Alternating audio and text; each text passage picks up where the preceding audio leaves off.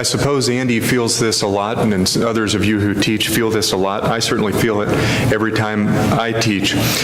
You come away with the feeling that you could have done better. Maybe there's a better way to organize the material, or a better way to present it, or a better way to get the point across. And as Rick said in his prayer, we're trying to equip ourselves to do something. We're trying to equip ourselves to stand up for the truth of the existence of God. It's hard to imagine a more fundamental proposition to defend. And so it is challenging, sobering. I want to take a minute again and thank you for the effort you've put into this class, and for the way that you've struggled with me through some of the details that we've looked at. I really appreciate that, and I hope you found it beneficial. There are notes from the class that are available. I see we're out in the back. Those will be replaced and filled up, so if you're looking for those, I'll make those available next week at the latest, next Sunday. I'll try to do that Wednesday night, so that those will be available. So as we think about where we've been now, I want to do a quick review and a bit of summary over the evidence and the arguments we've looked at. And this should be quick because we want to make progress into our next domain of study. But we've been studying arguments for the existence of God. That's the first element of a defense of biblical Christianity. We first believe and acknowledge and recognize and support that God exists. That's a part of this study. The second part of that defense of Christianity is that the Bible is God's Word, that it's from Him. And then we can be sure, if we believe God to be honest and to be capable of preserving His Word and all of the things that go into it, God Himself being infinite, we believe that if the Bible teaches some particular thing, that thing must be true. That teaching must be true, and is therefore reasonable and rational for us to put our faith in whatever that conclusion is. But we've so far been studying just the first proposition. We're not far from being done with that, and maybe you're glad of that, but that's where we are. So God exists. But in summary of these arguments, I want to run through just a couple of, and I've tried to condense these down in the simplest form that we can present them.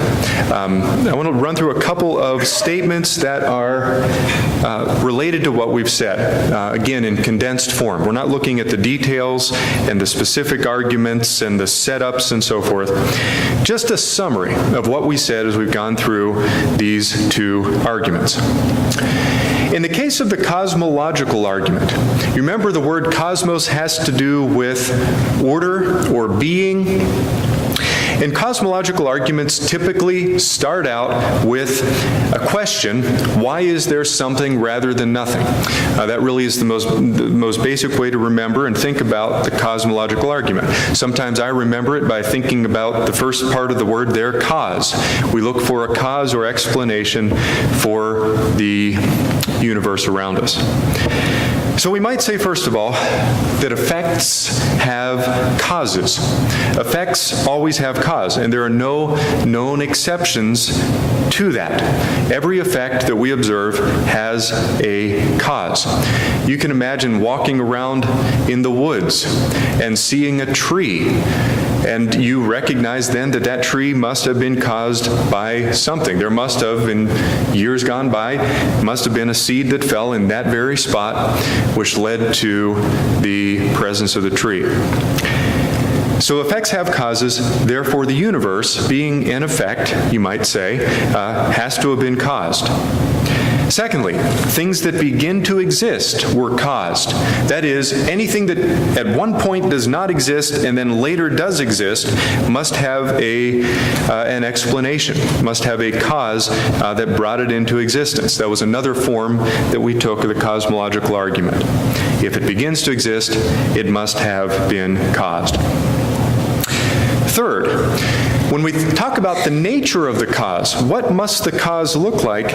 We noted that it has to be outside of the universe. That is, if something within the universe was causing the universe, well, we have to explain that thing that was in the universe. So we're not capturing all of the universe. All of the physical universe is what we're studying as an effect. So whatever caused that effect must have been outside of the universe. Well, if it's outside of the universe, it could not be physical in nature. It could not be based on time, because time is a part of the universe. So it must have been outside of the universe, and it must itself have been uncaused. If it was itself caused, then we'd need to find another cause for that cause. So the cause must have been outside of the universe. Also, we said the cause has to be big. It has to be at least as big as the universe. Anything less than the size of the universe in magnitude and intensity and strength could not have caused the universe. Think about the things that are within your power to cause, or my power to cause. Those things are always smaller than myself. And so causes must be adequate, must be big enough. Causes must come before. They must be antecedent, that is, they exist before the effect that they bring about. And we looked at these things in detail. The last point here that I want to make has some opinion in it, admittedly. Okay, this is my opinion. This is my sort of commentary on the situation in the world around us, but I think you might agree with it. We should notice, as we think about the atheist response to the cosmological argument, some desperation. There is what looks like and can only be desperation as they go about trying to explain how the universe came from literally nothing. How the universe caused its own beginning, they might say, or was caused by some, and the words are even almost silly, quantum fluctuation in a vacuum or something like this. Things that we don't understand, that we try to get to do a lot of work in our philosophies. The self-beginning of the universe from literally nothing is a reflection, I think, of desperation, of a deep desperation. Think about the position that the atheist finds him or herself in. And I would almost hate to attribute being an atheist to a woman, because women are wonderful. But there are men and women atheists, of course. Think about the desperation that's going on in the following.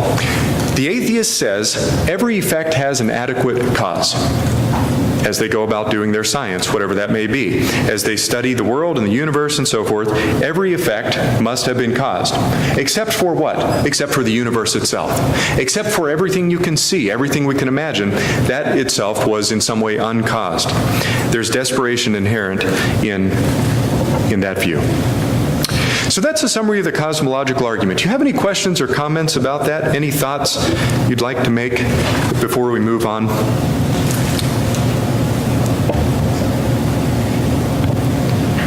Someone has something in mind they'd like to say. You can almost feel it, can't you, Seth? Any questions or thoughts?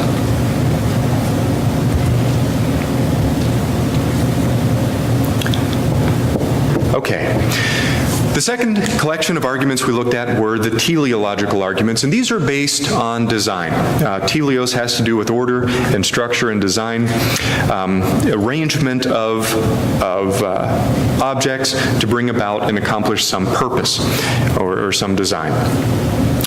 So a summary of the teleological arguments would look like this. We started out by noticing that order and design are opposites of randomness. So what happens whenever things randomly take on their eventual ends? If we let this building be devoid of any activity, if no one came in the building, no one cleaned the building, no one took care of it in any way, what would it look like in 20 years? That's the sort of thing we need to have in mind when we think about randomness. The opposite of randomness is order and design. There is purpose.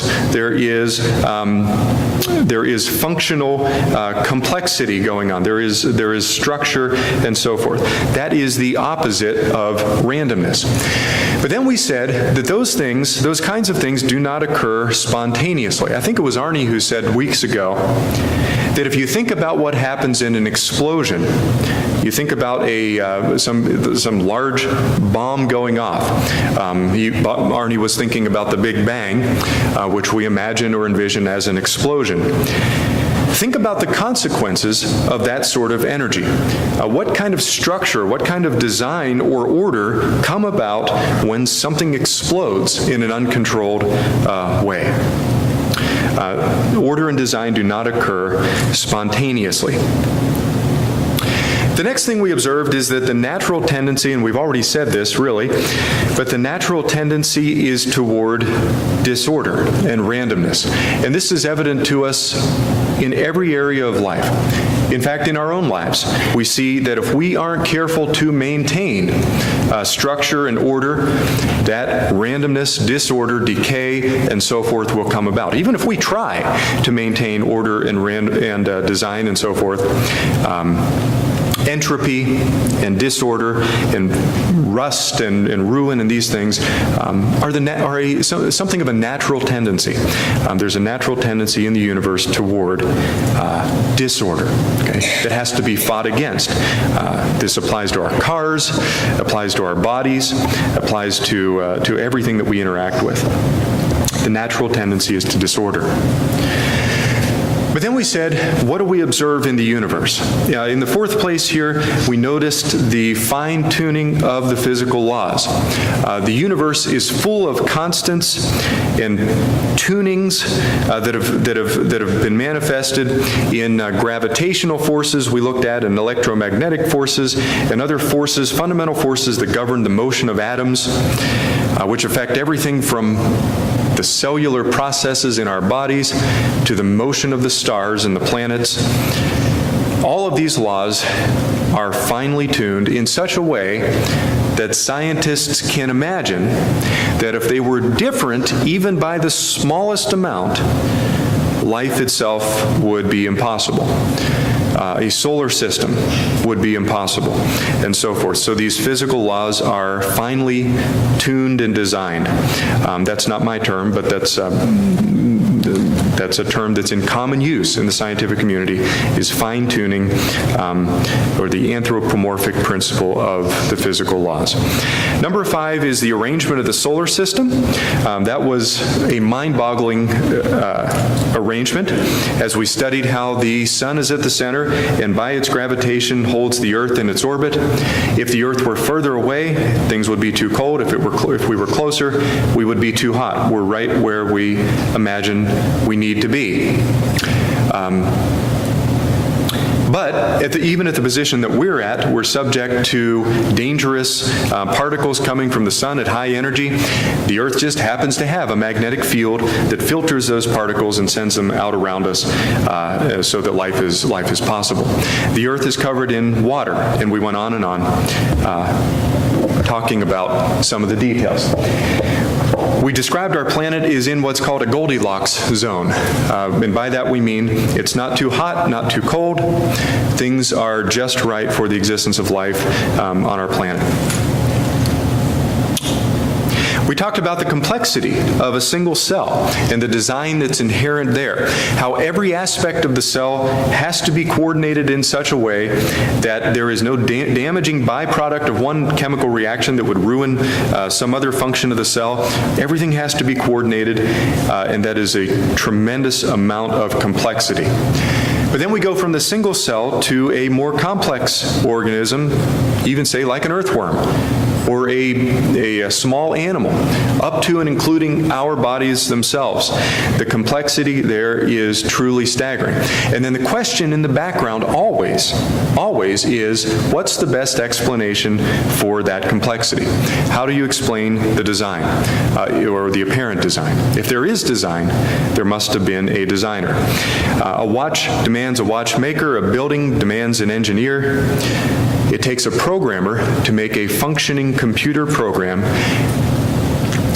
It takes an author to write a book, and so forth. And so this fundamental principle applies to the organization of life itself, not to mention the solar system and these other things.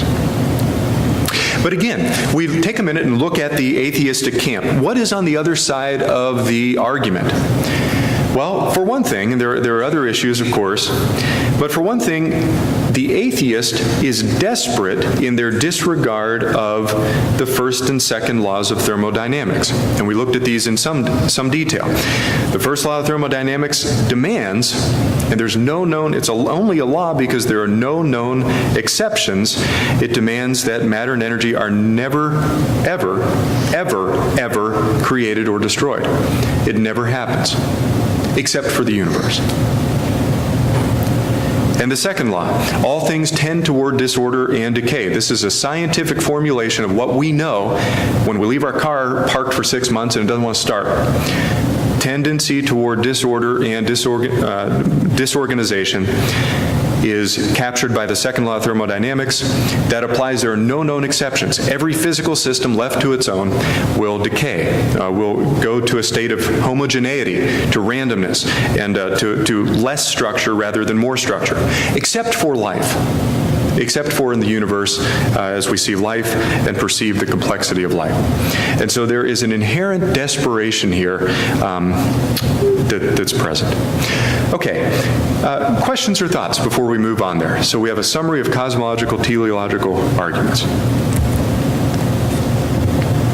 Questions or thoughts? How long would I have to wait till somebody made a comment? Yes, sir. You're doing a good job. If that were true, I'd be very happy. Other questions or comments, thoughts, anybody?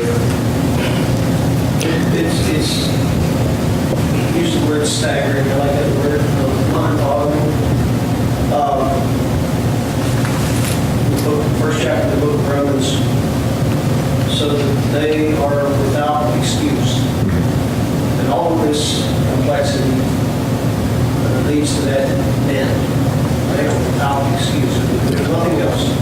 Complexity of design. I'm sitting here thinking about the fundamental laws of physics and nature, some of the things that you mentioned, and some of the points that you brought up in terms of the same laws that govern motion and activity and limitations of activity with regard to a planet or a galaxy, govern the activity at the cellular level. We can't suspend the laws. We can't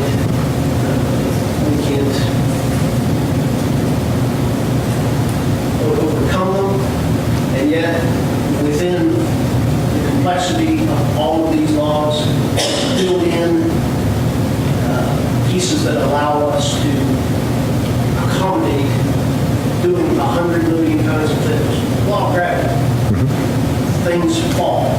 And yet, within these laws are allowances by way of other laws and pieces of other laws that allow us to build an airplane or rocket ship and fly. It's just that one thing. And then the deeper we look, the more mind-boggling it becomes. Yes. Without excuses, Truly, yeah. When you hear the phrase "they are without excuse," doesn't that frighten you a little bit, though? Yes. Think about that. Think about an infidel or an unbeliever standing at the judgment and trying to explain, in light of all he has seen and experienced his whole life, to explain why here's my excuse, and this is acceptable. There isn't. Very good. Thank you, sir. The other questions are, yes, sir. I was scrolling through the internet there a few days ago, and I don't know, I didn't click on it because I think it's overexposed. But there's this The internet? a thing that says we better be careful because the world's going in 43 days because they're watching some kind of a comet or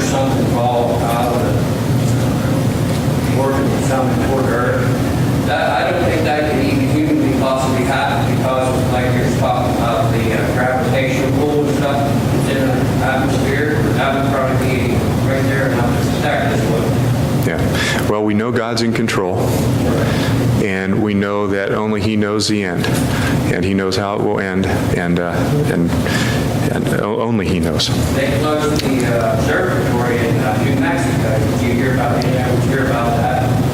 Because they was watching something, and it spooked them. They don't know what it is. There was a whole bunch of stuff about that too. I guess the post office were closed and everything. No, wow. No, I did not hear about that. I did not hear about it. That's been around a couple, 3 weeks now. So what Seth said is, I think, an excellent segue into where we want to go next, at least for a couple of minutes, which is, what's the value of this? I guess I feel a little bit guilty that I've spent the last couple of weeks talking about science. That just feels strange to me in a Bible class to be talking about things that have to do with how the human body works, for example. I believe it's a valid thing to do. I think it's part of understanding God's power and God's design, and we remember that God is responsible for all of those things. But we have to bring this back to a practical value. What's the purpose of this, and what good does it serve us? Of course, the first answer to that question is that it is healthy for our faith, to recognize who God is, how powerful He is, what He has done, that He is the one who designed us. And by the way, if He designed us, He knows us better than we know ourselves. And that's unquestionably true. But a second answer to that question is that we can help other people. We can help those around us. And I'd like to jump into this for just a few minutes. A practical view of a study like this is that we can help other souls.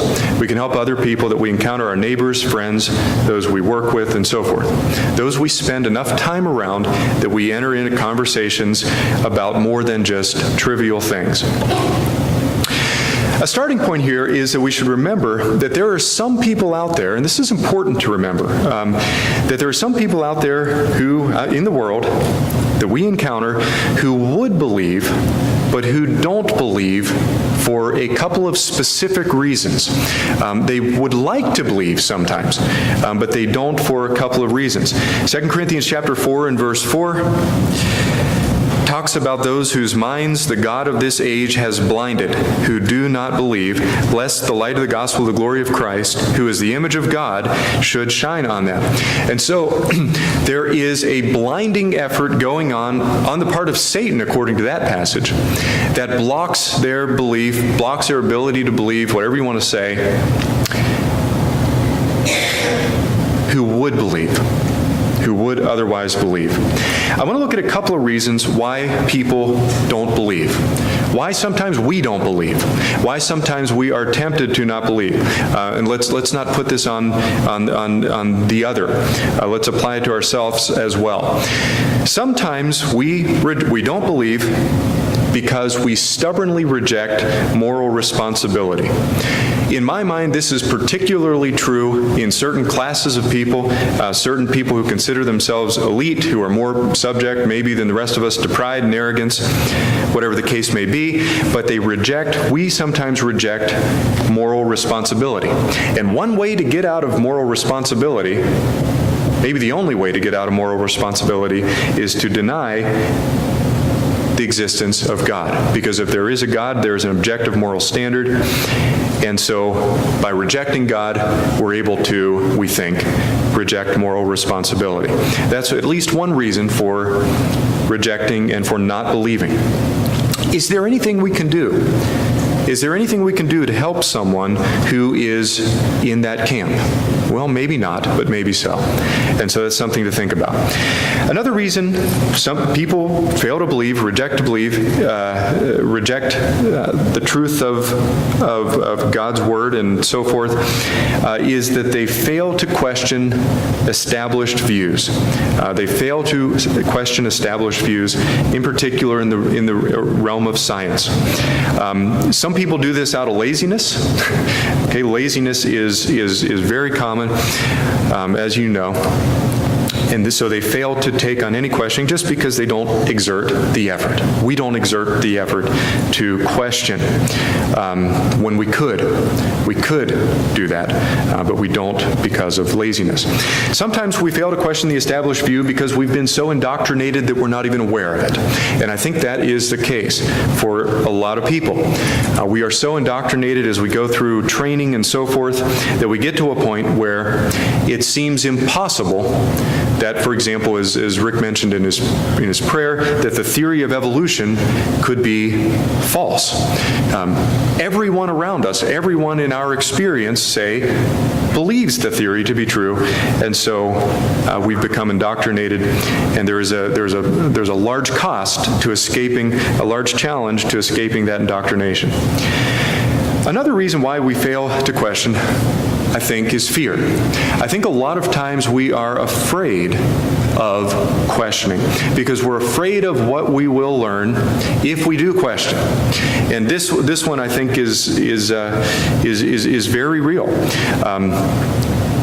We're afraid that if we do study, if we do pay attention to scientific discoveries and this sort of thing, that something will be discovered, or maybe something has already been discovered, that will repudiate or cause us to question our faith and make rejecting our faith the more rational thing to do and the more reasonable thing to do. We are sometimes afraid, and I think that's something we should recognize. Also, pressure, we've talked about this in the past. A lot of people don't believe because of pressure from various quarters. Sometimes it's academic pressure. Sometimes we're afraid of what would happen to our jobs if we did question, or what would happen to our status, how accepted we are or are not, and so forth. Okay? What is stopping those around us from believing in the truth of God's Word, in the truth of, in particular, His existence and creation? When I think about the last point there, and I don't want to spend much time thinking about this. We're on the wrong slide there.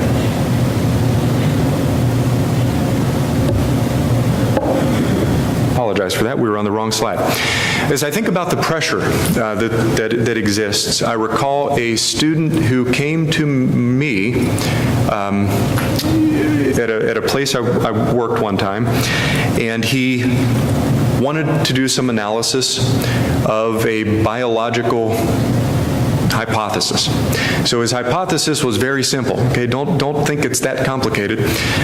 His hypothesis was that blood pressure goes up and peaks at some point in the middle of the day, and then drops off, and then the next day goes up and peaks somewhere around the middle of the day and then drops off, and that there's this daily cycle of blood pressure. He was doing something very closely related to blood pressure. So it goes up and down. That was his hypothesis. And his professor, his biology professor, told him to come to me and I would help him with the analysis. And so when he came by, I was more than happy to talk to him, and we went on to work on the project. What he did was he took some of his friends, which is not a good idea, but he took some of his friends and asked them to record their blood pressure throughout the day for a couple of weeks, and they did that. And so he had data points that he wanted to try to fit to a sinusoidal curve, just a curve that goes up and down like this. And I was more than happy to do it. I was excited about it. I thought it was interesting, until he told me why he was doing it, and why the biology professor had suggested this problem, which was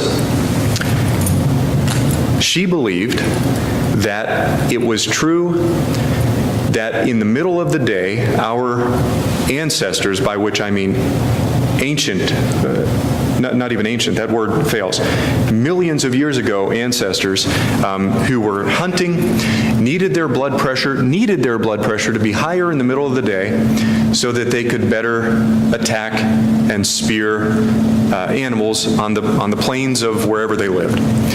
And this was her hypothesis, and she had a student that she wanted to test the hypothesis. That is, that maybe some of that has persisted to this day, where blood pressure goes up and down, and that's mirroring what was the case millions of years ago when when our ancestors were hunting and needed the blood pressure to be higher for the time of hunting. Whatever you think about that hypothesis, whatever I think about that hypothesis, imagine the pressure that this student was in, because he described all of this to me. He explained it to me, this evolutionary hypothesis. And I said to him, I will help you with the analysis, but I will tell you the hypothesis is invalid and it's wrong, and the whole assumption, the evolutionary underpinnings are wrong. And I talked to the professor about it as well, and I told her that it's wrong. And we had an extensive discussion. Guess what? This fellow was an athlete, a very nice guy. He considered himself to be a Christian who believes in God, who believes that God created the heavens and the earth. And I came to know this after we talked for a long period of time. He believes in God. He believes that evolution is a false theory. He attended a campus Bible study regularly and wore a cross around his neck, just whatever that means. But he believed in God in some sense. But here he was, desperate to get recognition from this biology professor, desperate to do some project with her and to have something to present at a conference and this sort of thing, and completely unable to defend himself against the pressure that he was subject to. What could he do? What could he do? He was in a position of great inequity there, you might say, in an academic perspective. And so I tell you that story to help us recognize, hopefully to help us recognize, the pressure that is inherent, in particular for students. Now, I want to say more about that, but I want to also point out that the same sort of pressure that a student feels toward a teacher, that faculty member feels in her community of scholars. Does that make sense? She feels pressure too, and I think Andy made a comment about this a week or two ago, that if she rejects or even hints that there's a question in her mind about the certainty, the utter certainty of the theory, say, of evolution and other such theories, she will be ostracized, she will be rejected, she will not be able to publish anything, very likely. And so there will be a lot for her to deal with, let's say, okay? And so there is enormous pressure.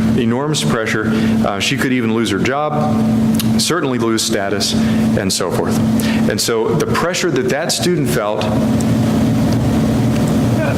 I want to say almost everybody feels, okay? Almost everybody feels. And that's artificial. It's not truth-seeking.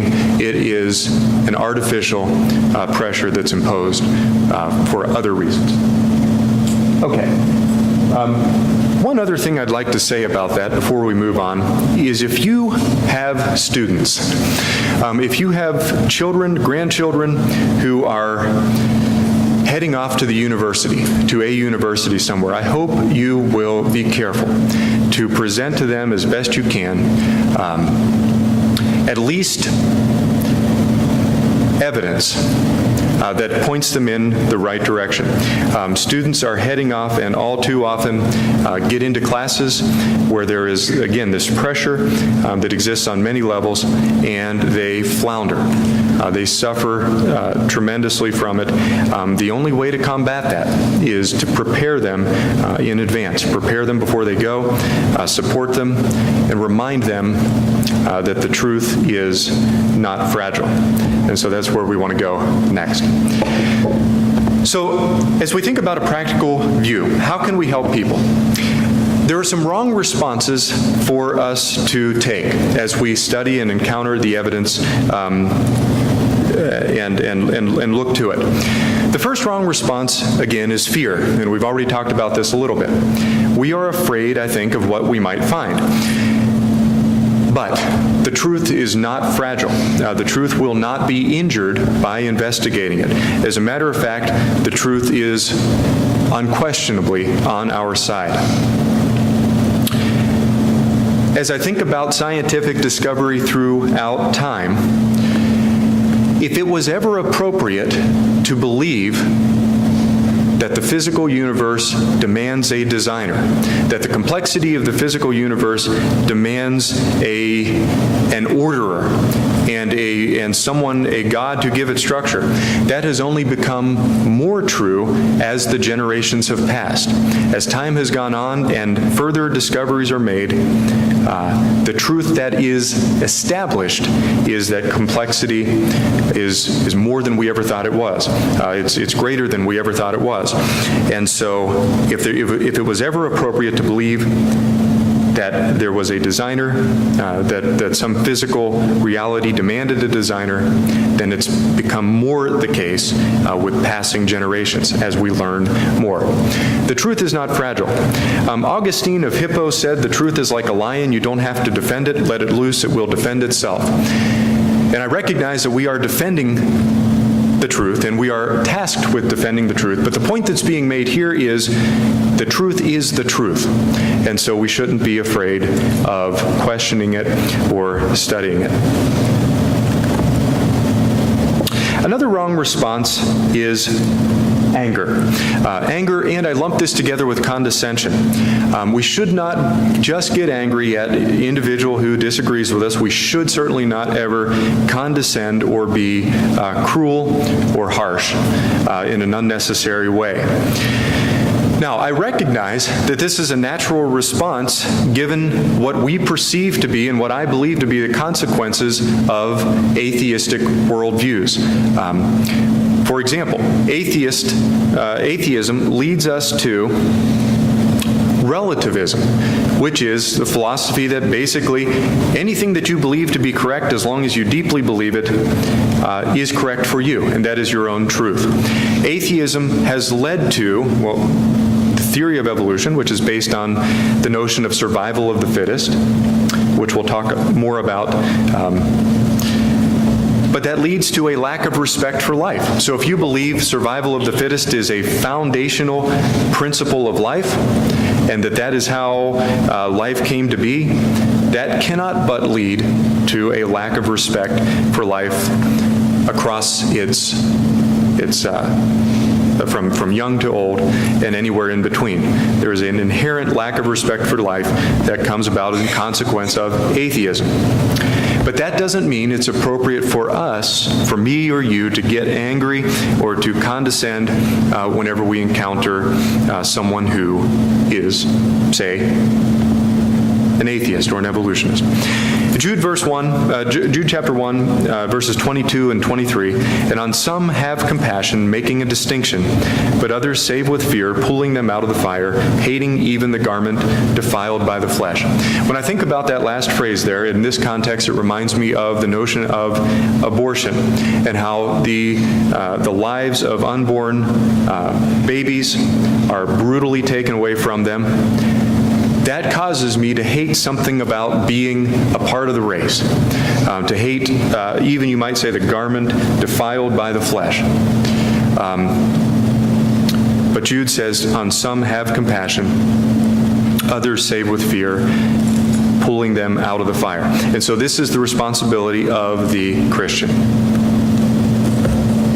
So those are wrong responses. What can I do, though, if I'm talking with my neighbor? We have maybe 5 minutes left here. And so let's take a look at a couple of questions. And I'd like you, if you have suggestions, to add to these. These are basic questions that I can ask someone who is questioning or thinking about atheism, evolution, in conversation. So first of all, if the universe had a beginning, what caused it? And then you can close your mouth and let the question sit for a minute. That's an honest question. It's a valid question. I can ask that question of anyone who is interested in some discussion about origins. If the universe had a beginning, what caused it? What caused it? Did it cause itself, or did something else cause it? That's a valid question and deserves to be pondered. If the universe had a cause, what was it? What energy caused the Big Bang? So if all things demand causes and the Big Bang is in effect, what energy was shoved into the Big Bang to cause its enormous consequences? Another question, and this is Arnie's question, does unbridled energy, unbridled, explosive, catastrophic energy ever produce order? Can you give any example of that happening? Do you believe the universe is uncaused? That is, that it has no cause whatsoever. Number 6, could the order in the universe be the result of randomness? Is that possible? Can random processes, atoms bouncing off of each other, result in the order that we see around us? Here's another question. This is one of my favorites. Is there anything that cannot be explained by random processes? It's mind-boggling to me that the evolutionist is in the position that every physical reality, let's say in the realm of life, every reality in the realm of life can be explained by random processes. It has to be. There can be no exception.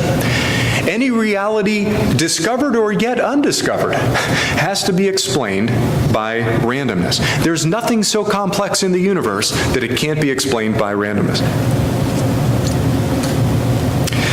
Number 8, does functional complexity ever arise from disorder? In other words, really this is related to number 9, does information, functional information that accomplishes something, does that ever arise spontaneously? Has a book ever written itself? That's to some extent, as Andy points out to us often, all analogies break down. But there is something to the analogy of a book writing itself when we think about the nature of DNA.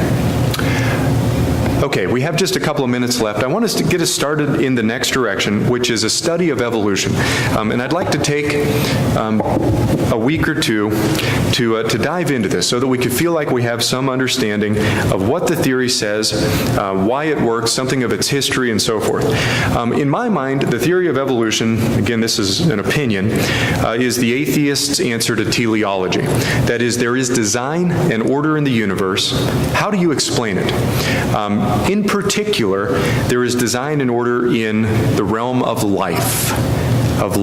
And so how do you explain that order and arrangement? I think the perspective that we need on the theory of evolution goes all the way back to the beginning. And it's amazing to me how many Bible classes and sermons begin with an appeal to Genesis 1 or Genesis 2. And that has to be appropriate. I'm sure it's appropriate. But for perspective, we need to go back to Adam and Eve and ask the question, could Adam and Eve possibly have rejected the existence of God? Is that possible? Is it possible that Adam and Eve could have denied the existence of God? The answer is definitely no, isn't it? It would have been impossible. Okay, we'll pick up with that next time and begin our study of evolution. Thank you for your attention.